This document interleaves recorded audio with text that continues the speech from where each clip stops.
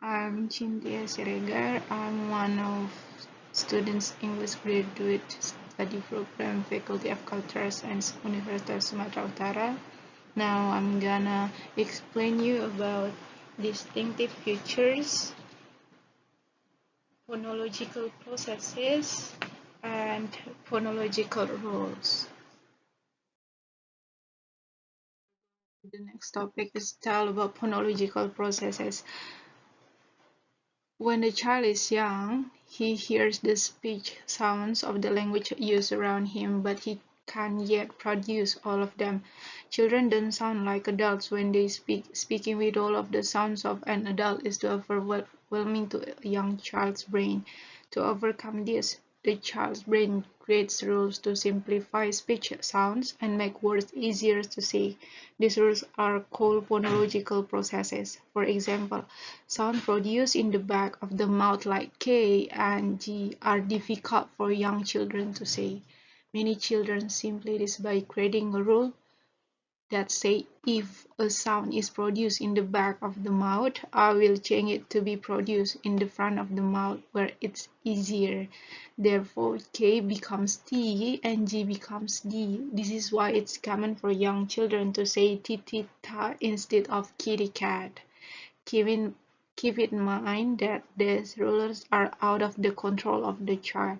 He is not choosing to drop all consonants of the ends of words or change sounds around. His brain is doing it for him and he is probably not even aware that he is doing it.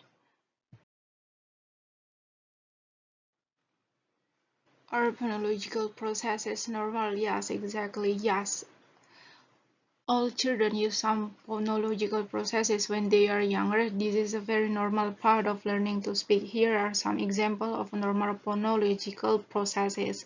The first one is cluster reduction. It's spot for spot. The second one is reduplication. It's wawa for wada. Weak syllable deletion for nana for banana, and the next one is final consonant deletion. It's K for cat, and next it's velar fronting. It's T for K and D for G.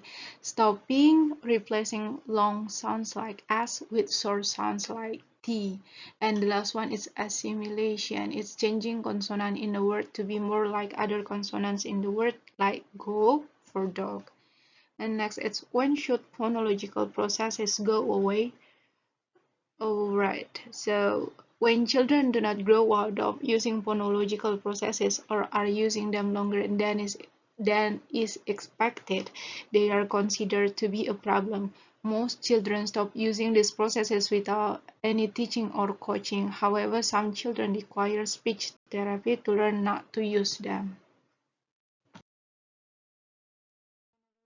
Process expected age of disappearance. For assimilation, it's for while we are 3 years, and the second one is final consonant deletion, same as assimilation, need three while we are 3 years, same as unstressed syllable deletion, and reduplication, it's 3 years also.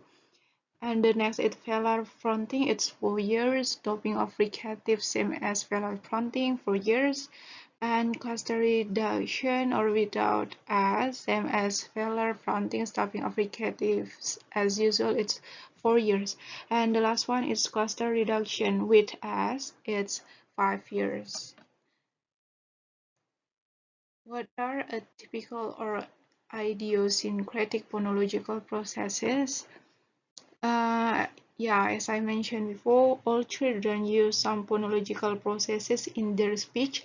These are considered natural or normal phonological processes. However, in children with phonological disorders, we sometimes see other phonological processes being used that are typical or abnormal. These are different from the ones we see in typically developing children. This can be red flags that there may be something wrong with the child's phonological system.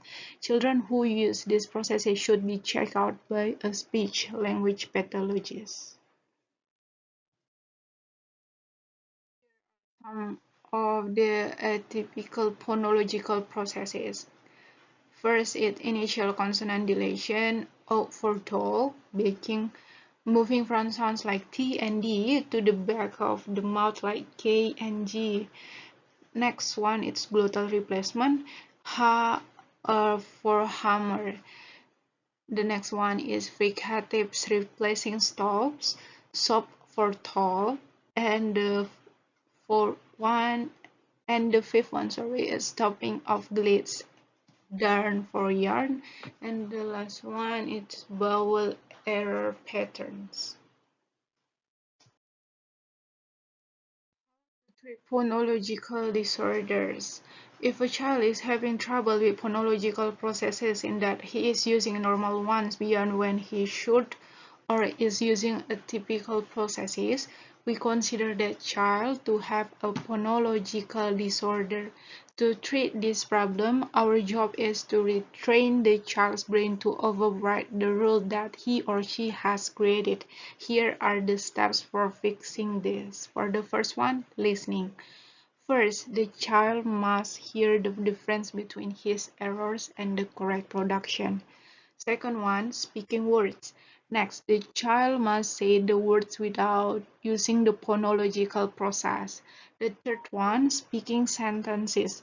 Once the child can say the specific words, he must use those words in sentences. The fourth one, structure conversation. Now, the child must practice not using the process during longer speaking situations, such as answering a question or telling about a past event. And the last one is carryover.